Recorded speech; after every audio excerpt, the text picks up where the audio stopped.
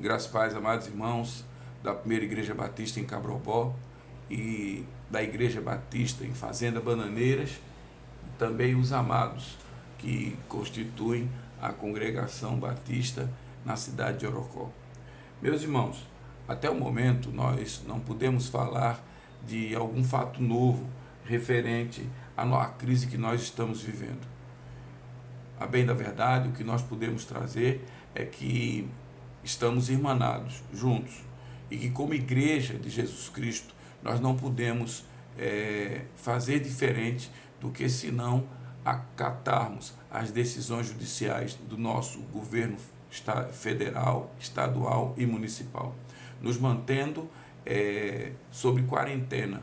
Um fato novo que eu especialmente posso lhes dizer de que ao longo dos meus 57 anos eu nunca vivenciei. Tivemos de crises difíceis, até de enfermidades, mas nunca vi uma proposta de que nós estivéssemos mundialmente convocados, não, mas intimados a estarmos isolados.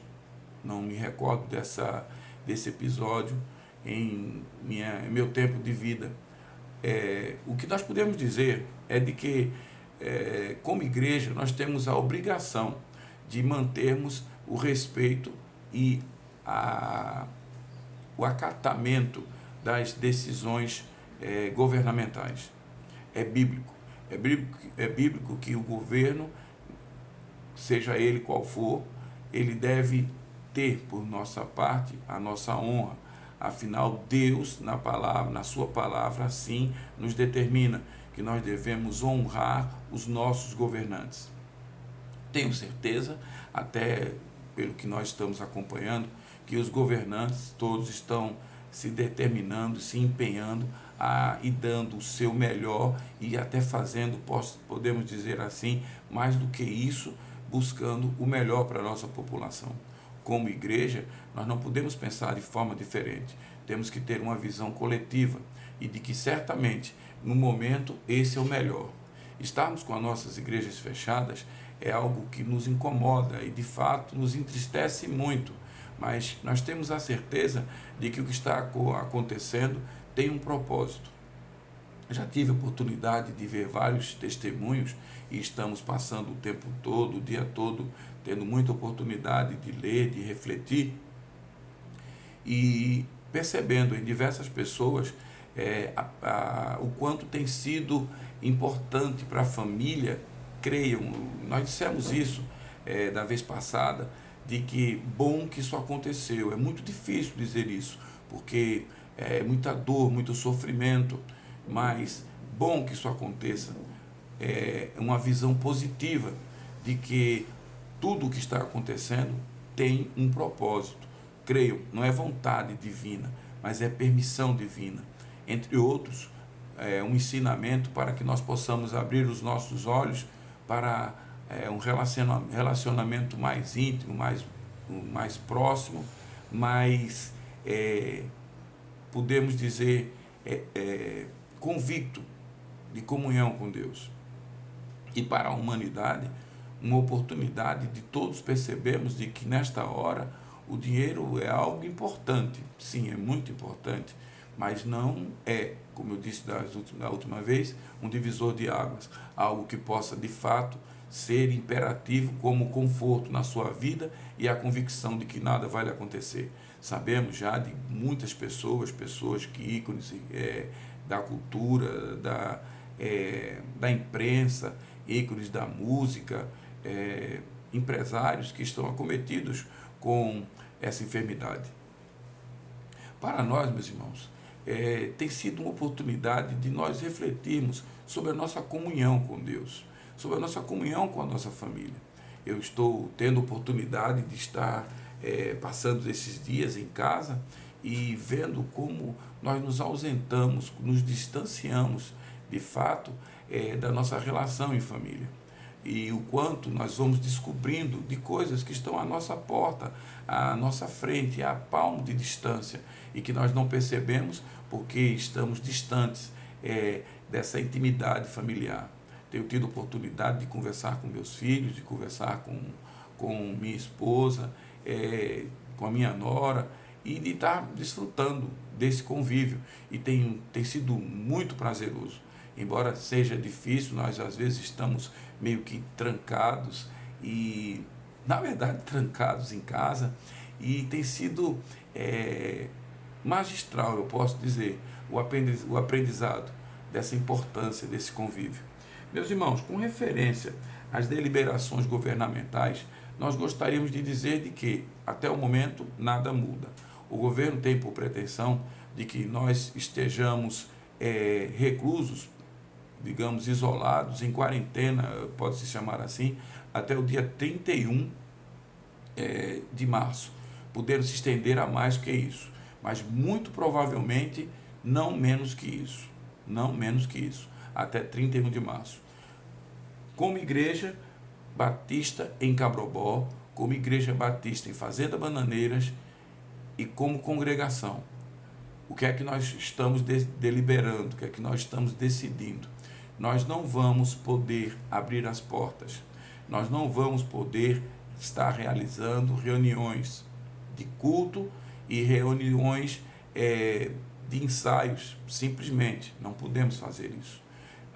Temos que acatar as decisões judiciais.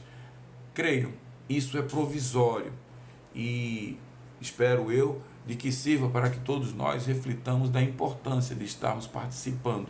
Quem sabe, não podendo ir para a igreja, nós possamos refletir o quanto nós somos ingratos com Deus quando simplesmente dizemos: hoje eu não vou.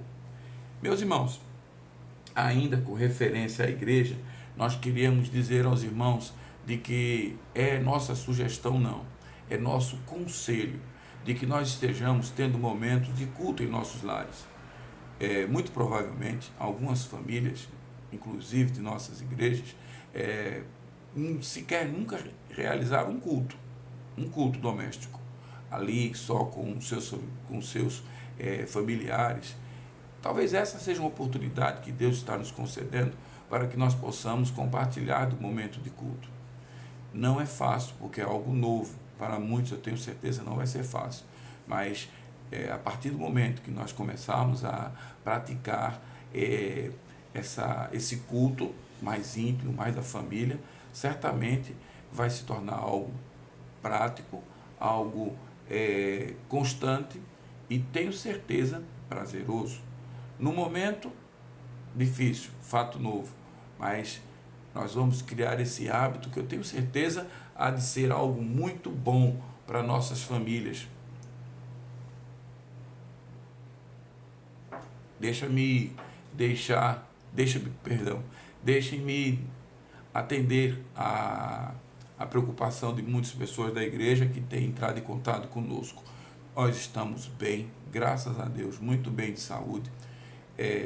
Até por alguma brincadeira, algumas pessoas se preocuparam com a minha tosse da última vez que nós conversamos com a igreja, e eu queria ressaltar, mais uma vez, creio, eu havia comido amendoim e estava com uma palha do lado da garganta que me incomodou muito, e para quem viu o vídeo e me conhece sabe que eu estava tremendamente incomodado, falando e o tempo todo querendo tossir e segurando a tosse mentalmente, com a certeza de que a qualquer hora a tosse iria cobrar a sua autoridade sobre nós e imperativamente determinando: ele vai tossir agora. E foi assim que aconteceu. Nós tivemos que tomar água e foi algo muito interessante que aconteceu, muito interessante, e que nos ensina até com isso, para que nós saibamos que nós devemos dar atenção a pequenos detalhes de nossa vida, para que ele não cresça e tome um vulto. Quem sabe eu tivesse que tomar mais água, quem sabe eu deveria ter parado um pouco. Certamente, eu aprendo com tudo, procuro aprender com tudo que acontece à nossa volta. Meus irmãos, eu queria compartilhar com os amados um texto já conhecido, inclusive que nós já pregamos algumas vezes em nossa igreja. É o texto do Salmo 126. Nós já falamos sobre os salmos, tanto na Igreja Batista em Cabrobó, como na Igreja Batista em Fazenda Bananeiras. Exclusivamente falamos sobre os salmos de romagem, os cânticos de romagem, e falamos da importância deles, da alegria que eles ministravam. Falávamos de que esses cânticos, esses salmos, eles trazem em sua história, em seu contexto, o momento em que os salmistas, os adoradores saíam, se deslocavam de suas regiões até Jerusalém para prestar culto, para aquele momento de consagração ao Senhor, e que relembravam ali momentos de sua vida, momentos de exortação, de gratidão, e, como no caso do Salmo de romagem, lembrarem a atuação, a presença de Deus sobre suas vidas.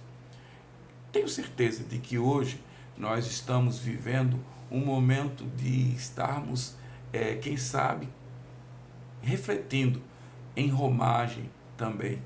Quem sabe nós estejamos sendo convocados, chamados por Deus para estarmos refletindo sobre o quanto é importante em nossa vida essa comunhão, essa gratidão quanto a tudo que Deus nos concede.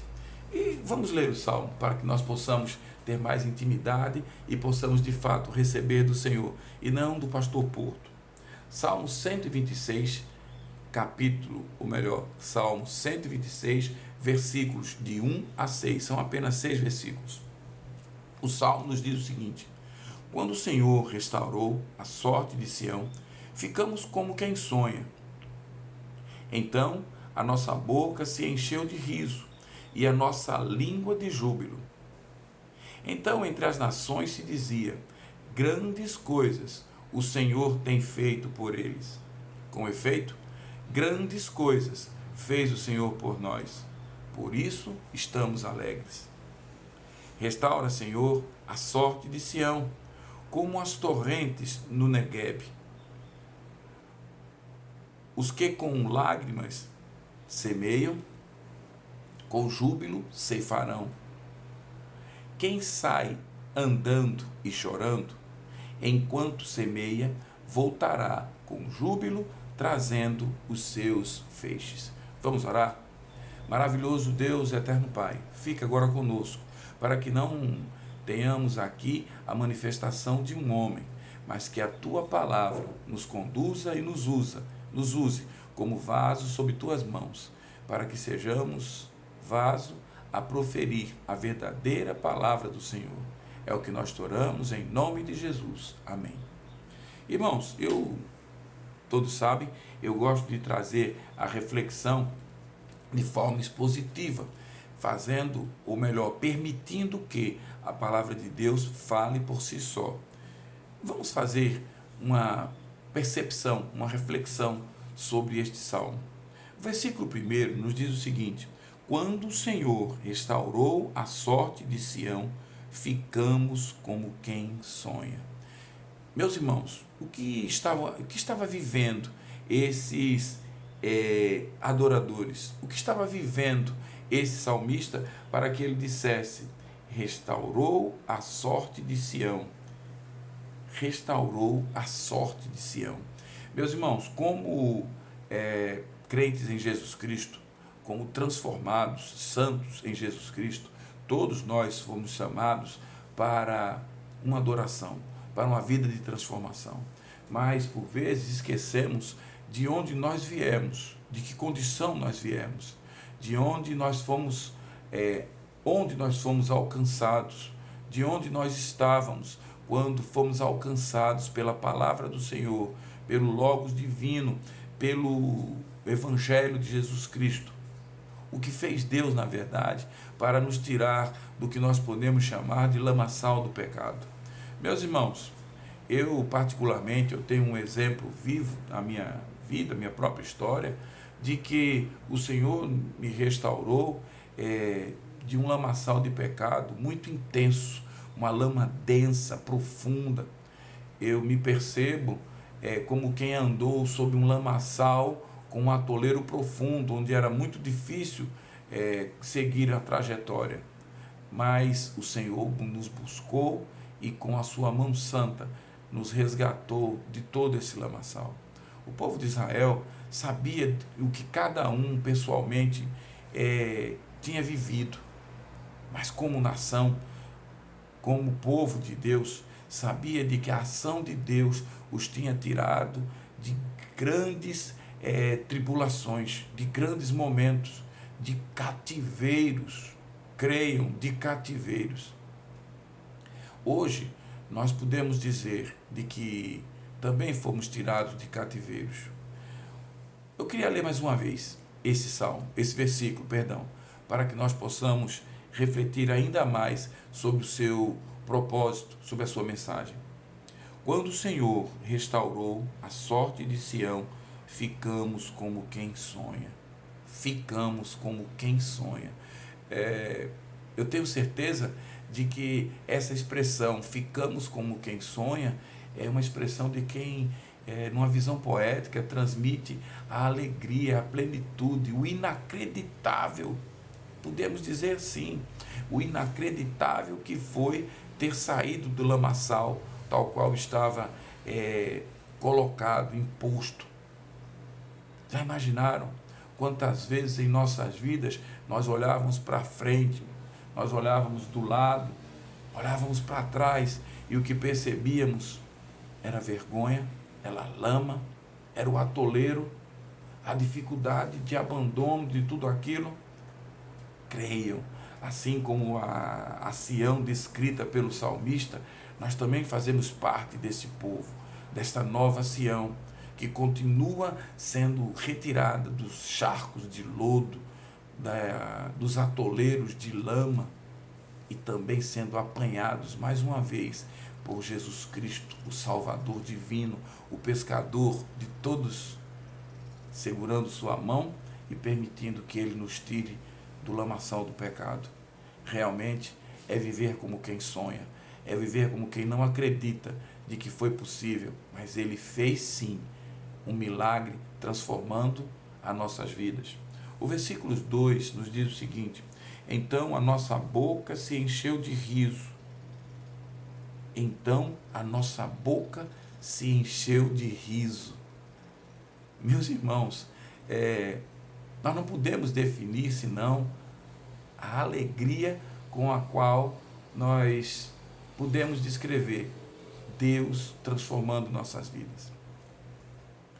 Eu me recordo de um texto sagrado que me chama muito a atenção em um dos momentos fáticos da vida de Jesus, na comunhão com seus discípulos, em que ele, na intimidade deles, percebe de que os mesmos murmuravam, porque a sua palavra havia sido muito dura.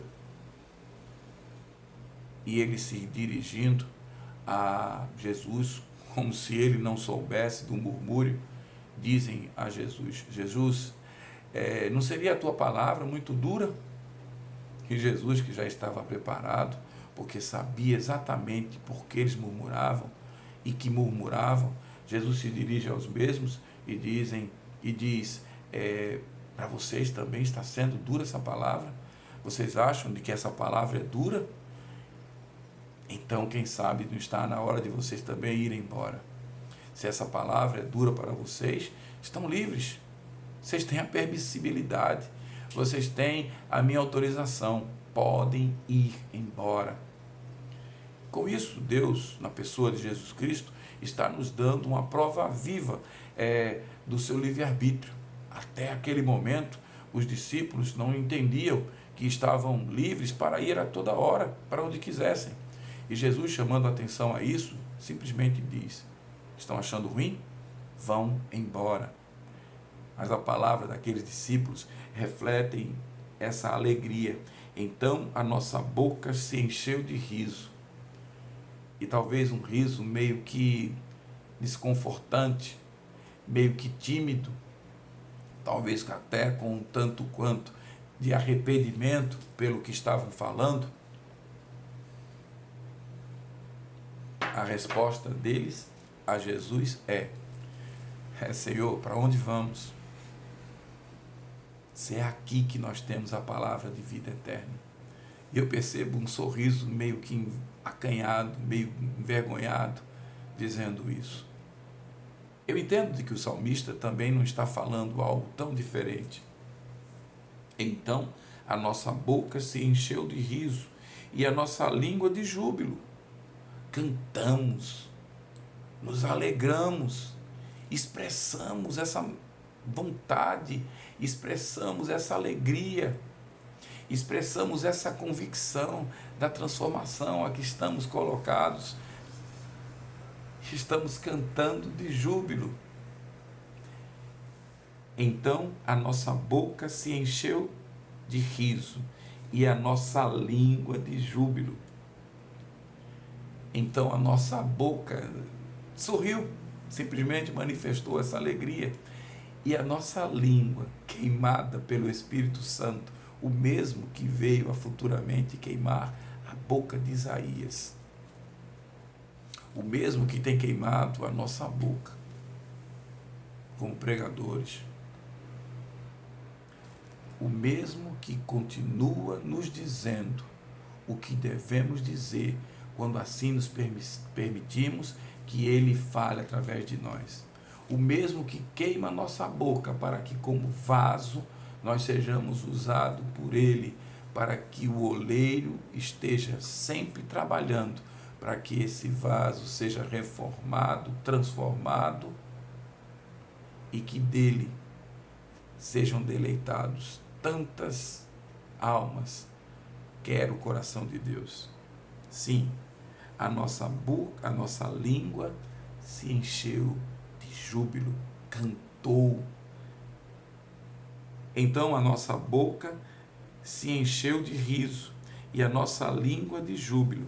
Aí vem a parte maravilhosa desse versículo, quando diz: então entre as nações se dizia, então entre as nações se dizia, grandes coisas o Senhor tem feito por eles.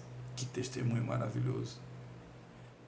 Tantas vezes, meus irmãos, nós precisamos olhar para o lado para entender o que Jesus já está fazendo em nossa vida e fazendo através de nós. Grandes coisas o Senhor tem feito por eles. Essa não é uma palavra do povo de Israel, essa é a palavra dos povos vizinhos, essa palavra é daqueles que ainda não aceitaram a Jesus Cristo, essa palavra é de nossos vizinhos, de nossos amigos, aqueles que ainda não tiveram a decisão sobre suas vidas e entregar suas vidas a Jesus. O povo, a nação, os nossos vizinhos, nossos parentes, nossos filhos, esposa, esposo, pais, irmãos, simplesmente olhando para nós e dizendo, grandes coisas o Senhor tem feito por eles. Meus irmãos, esse é o maior testemunho que nós podemos dar. A nossa convicção, a nossa alegria. Eu fico imaginando, uma certa vez eu vi um pregador que falou de uma experiência que teve quando, através de uma certa pessoa que era vizinho, um amigo, não me recordo, que o procurou e disse a ele, o questionou, por que você fala tanto do Evangelho? Por que você vai tanto à igreja? E fez várias indagações com referência à vida daquele homem. E ele simplesmente respondeu, eu não tenho outra coisa a fazer senão a agradecer e a viver uma eterna gratidão ao Senhor por tudo o que Ele fez, faz e continuará fazendo em minha vida. Meus irmãos, esse testemunho é o que decide a nossa relação com o mundo. E que eles vejam em nossos rostos, em nosso testemunho, a alegria, não a opressão, não a tristeza. É neste momento em que nós dividimos as águas. Nós, através de nossas ações de fé, nossas escolhas de comunhão, nosso testemunho, até mesmo para nossos irmãos. Não somos chamados para o desespero. Somos chamados, sim, para termos a certeza de que já, independente do que estamos vivenciando, grandes coisas Deus já tem feito por nós. E por isso estamos alegres. Já imaginou alguém chegar para a gente e dizer: por que você, num dia como esse, em meio a uma crise mundial como essa, tanto receio de todos, e você continua alegre? E a resposta, simplesmente: por que eu estou alegre? Porque grandes coisas Deus tem feito em minha vida e através dela. Dizem os índios de que se você quer conversar com uma criança, fique na altura dela e converse. Essa é uma prática interessante. Hoje a psicologia moderna também diz isso, de que nós devemos nos baixar, não nos curvar, nos agachar, ficar frente a frente com a criança para poder conversar com ela. Eu pergunto, aquele que se agacha para conversar, ele deixa de ser um adulto? Ele deixa de ser homem? Creio, não. Continua sendo o pai, continua sendo a mãe. É necessário que nós, às vezes, nos agachemos, nos aproximemos das pessoas para que elas compreendam a palavra de Deus.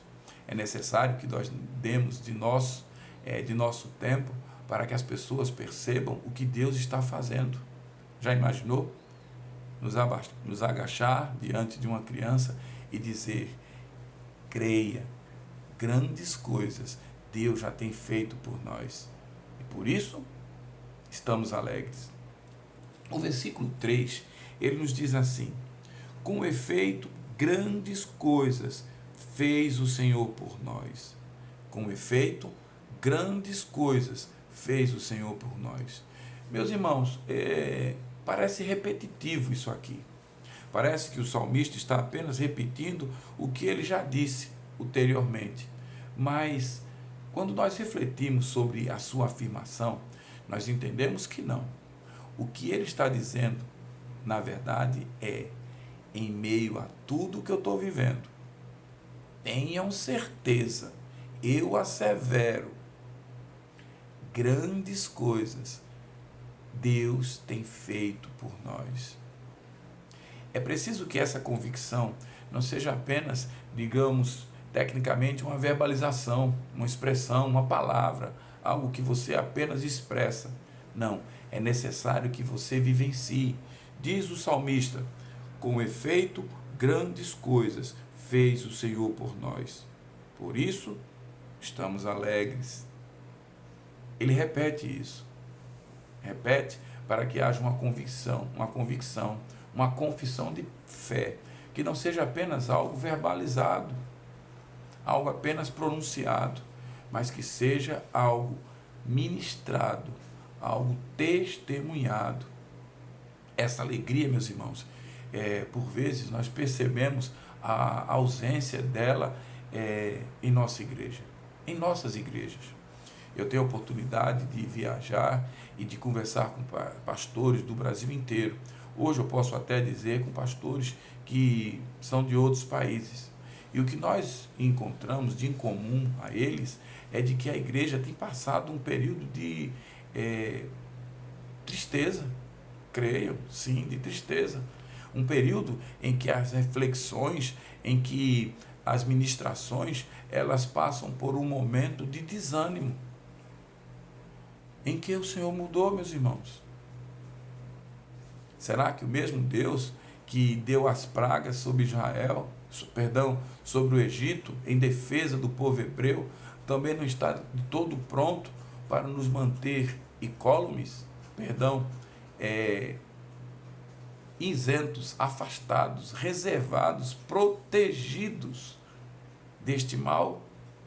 Será que o mesmo Deus que nos fez, como povo de Deus, caminhar a pés enxutos, atravessando o Jordão, atravessando o Nilo, o Mar Vermelho, não pode fazê-lo hoje?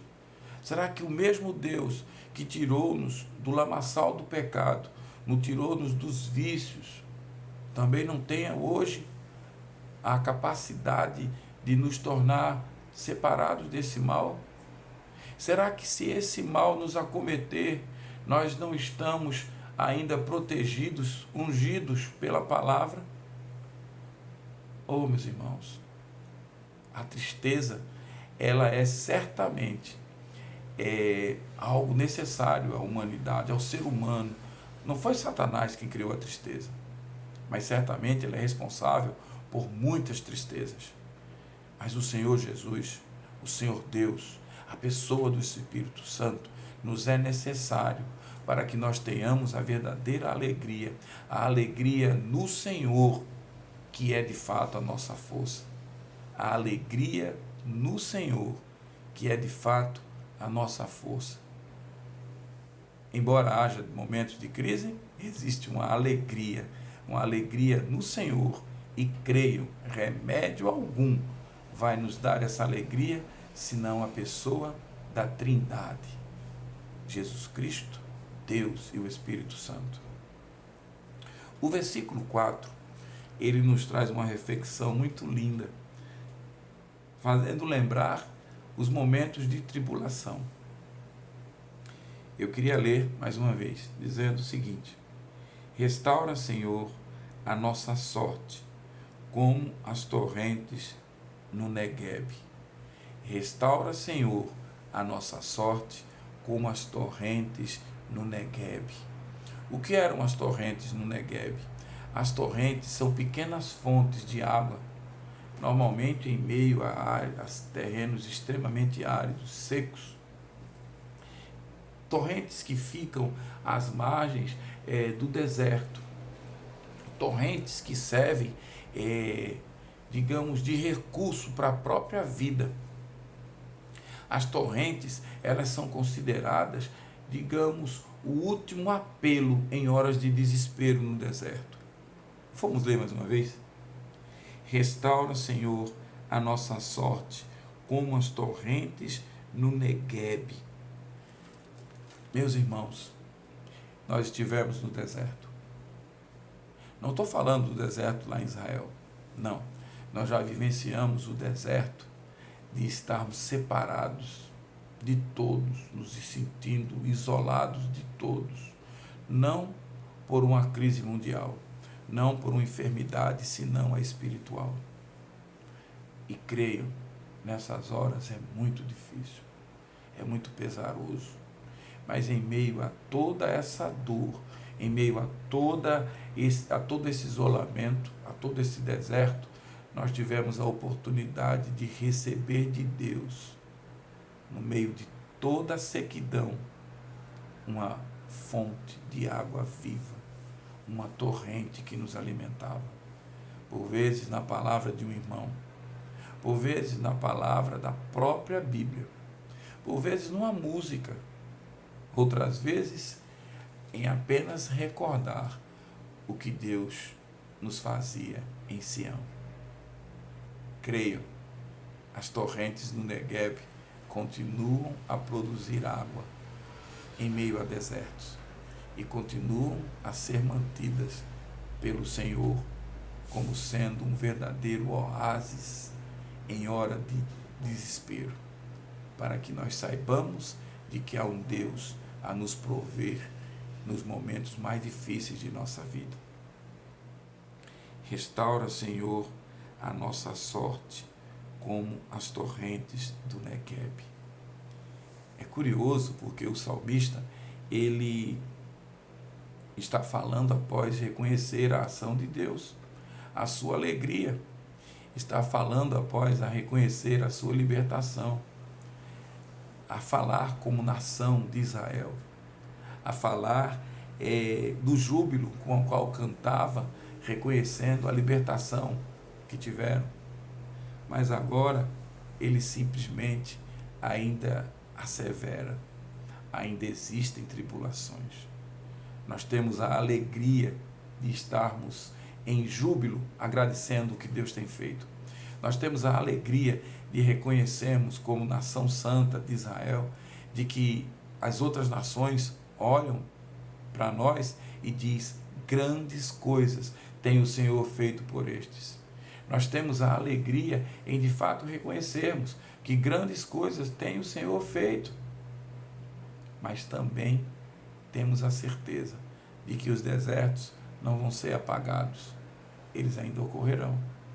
Mas assim como o salmista, a nossa oração deve ser simplesmente: Senhor, restaura a nossa sorte como a torrente do Negueb.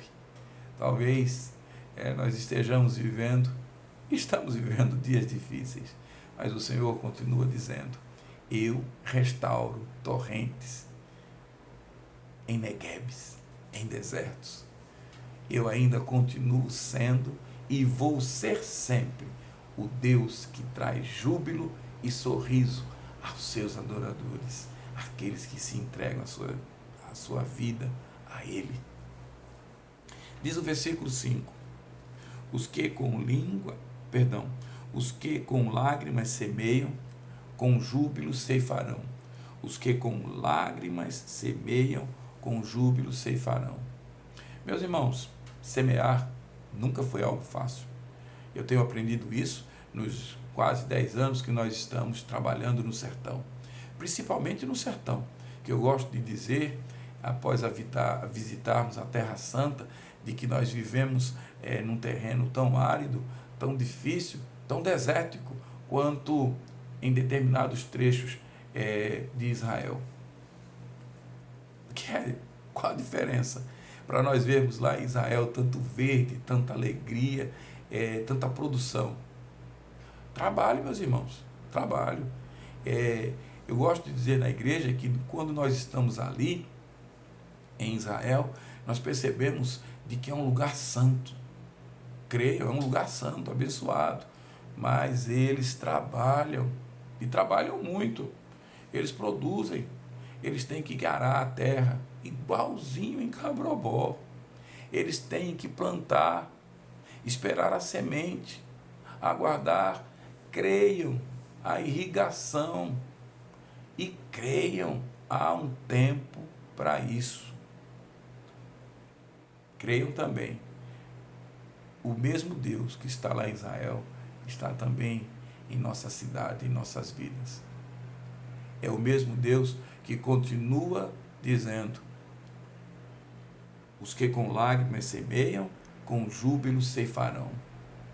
Não estamos falando apenas de uma ceifa material, não.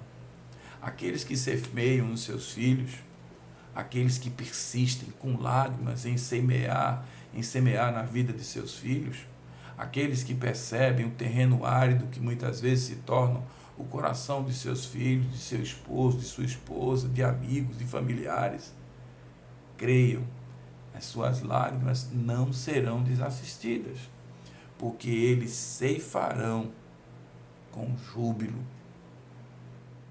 Vivemos dia de crise, meus irmãos, mas Deus continua dizendo: eu assisto e proveio para aqueles que semeiam com lágrimas, aqueles que em dias difíceis simplesmente se determinam a escolher ceifar no Senhor.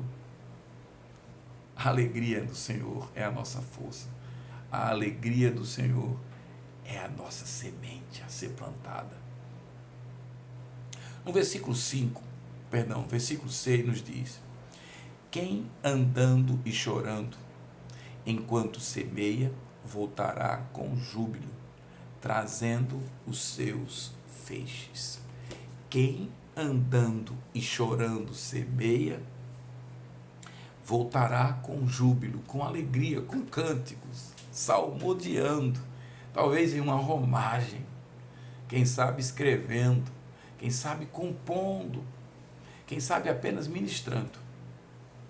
Quem semeia alegre, satisfeito, semeia no Senhor, semeia para o Senhor, semeia para se alegrar. Essas famílias vão ser abençoadas. Estes homens e mulheres vão ser abençoados. Vão com alegria ver o resultado da sua ceifa. O que nós podemos aprender disso, meus irmãos? Que lição nós aprendemos? Antes da semeia, antes da semeadura, é necessário que nós confessemos o que o Senhor Deus fez em nossa Sião. antes de plantarmos a semente, é necessário que nós mostremos àqueles a quem estamos semeando, aqueles terreno árido, de que há uma alegria transformadora em nossas vidas. É necessário que antes da semeadura eu testemunhe do que Deus fez. E é curioso o que Deus faz e como Ele escreve para nós.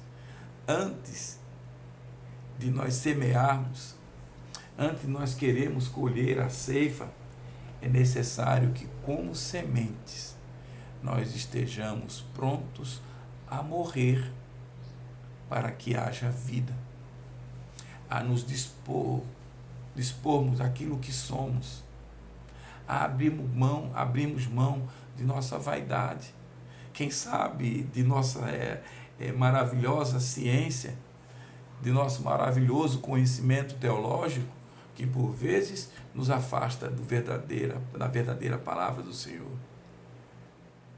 Aqueles que semeiam com lágrimas abrem mão em riso.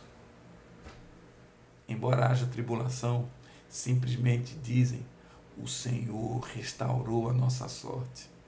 Aqueles que semeiam e andam testemunhando com lágrimas são os que testemunham em sorriso.